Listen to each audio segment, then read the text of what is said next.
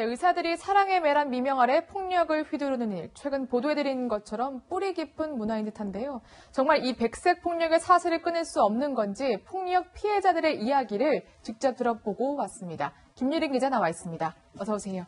네, 김 기자 직접 폭행을 당한 의사 피해자들을 만나고 왔다는데 어떤 이야기들을 하던가요? 네, 정형외과 전북대학교 병원 정형외과 전공의였던 김모 씨를 직접 만나고 왔습니다.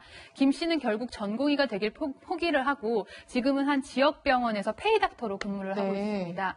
이 김 씨의 다리에는요, 이 피멍이 사라질 날이 없었다라고 고백을 했는데요. 김 씨의 이야기를 직접 한번 들어보시죠. 제가 날라차게 보고 목이 옆자리고 빵 맞고 그때 그랬거든요. 지게차 테이블이 있어요. 저를 가운데 엎드려 받쳐시키고 각 야차적으로 다 앉아 이렇게 공개적으로 저는 이제 바보가 되는 거죠 또 이제. 네, 심지어 이 선배들은요, 김 씨의 아버지가 위독하다고 하는데도 이 근무 시간 외에는 자리를 지켜야 한다라고 학교를 떠나지 못하게 했다고 합니다. 이 김 씨를 폭행한 것으로 지목된 교수와 선배 전공의는 지금 혐의를 부인하고 있는데요. 하지만 보건복지부는 해당 과에 2년간 전공의를 뽑지 말라라는 행정처분을 내렸습니다. 네. 폭행이 어마어마한데 근데 이 폭행 가해자로 지목된 전공의 역시 과거에는 피해자였다면서요. 네, 이 선배 전공의 A씨가 2년 전에 직접 썼던 진술서를 저희가 확보를 했습니다. 보시면요, 이 진술서에는 훈육 때문에 모멸감을 느꼈다, 자존심에 큰 상처를 입었다, 이 1년, 2년 차들이 특히 피해가 심했다라는 내용들이 적혀 있고요.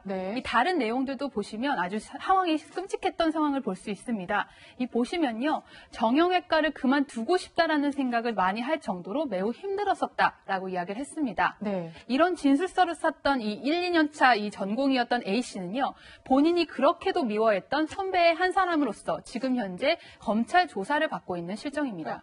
폭행 가해자가 과거에 썼던 진술서, 나도 폭행을 당했다는 진술서잖아요. 그러니까 결국에는 피해자가 미래의 가해자가 되고 또 누군가 다시 피해자가 되고 되풀이되는 셈인데 결국 나도 당했으니 괜찮아. 이건 우리의 문화야. 이런 깊은 의식이 있는 것 같아요. 네, 맞습니다. 나도 그렇게 당하면서 배웠기 때문에 역시 내 후배들도 배워도 된다. 그렇기 때문에 처벌 역시 매우 솜방망이 처벌인 경우들이 많습니다. 가장 폭력의 피해가 심했던 이 후배 전공이 11명을 2년 넘게 폭행했던 그 부산대병원 사건 기억을 하시죠?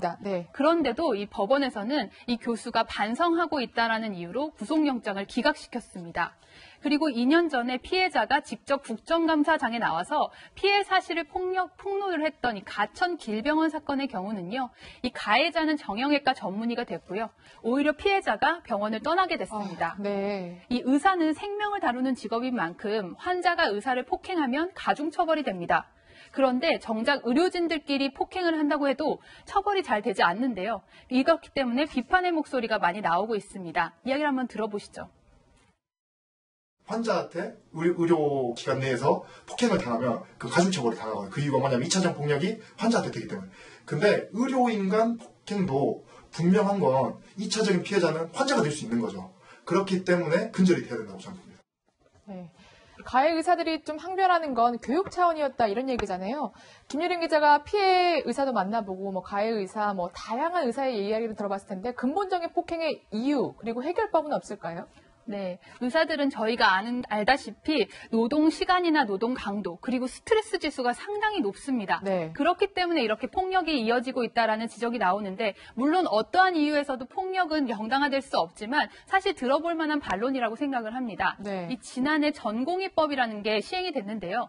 주당 80시간 넘게는 근무할 수 없다라는 내용이 명시되어 있습니다. 주당 80시간 이상 근무할 수 없다라는 이야기는요. 거꾸로 해석해보면 일반 근로자의 2배 넘는 주당 80시간씩을 이 전공의들이 근무를 하고 있다라는 이야기입니다. 그렇네요. 네, 전문가의 이야기를 한번 들어보시죠. 의사 선생님들의 노동 시간이나 노동 강도가 타의 추정을 불허할 정도로 굉장히 높거든요. 어떤 스트레스가 쌓이면 그것을 이제 외부로 분출을 해야 되는데 잘 아시다시피 병영 공간처럼 좀 이렇게 폐쇄된 공간 아니겠습니까? 네.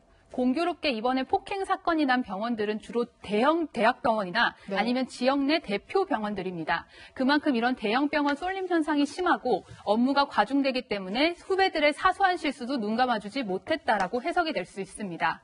네, 이를 해결하기 위해서는요, 의료 시스템과 전공의 수련 시스템의 전반적인 수정이 필요하다는 목소리가 나옵니다. 맞아야지 제대로 배운다라는 지금의 잘못된 인식이 바뀌지 않으면 폭력의 사슬은 끊을 수 없습니다. 네, 여기까지 듣겠습니다. 보도제작팀 김유린 기자였습니다. 감사합니다.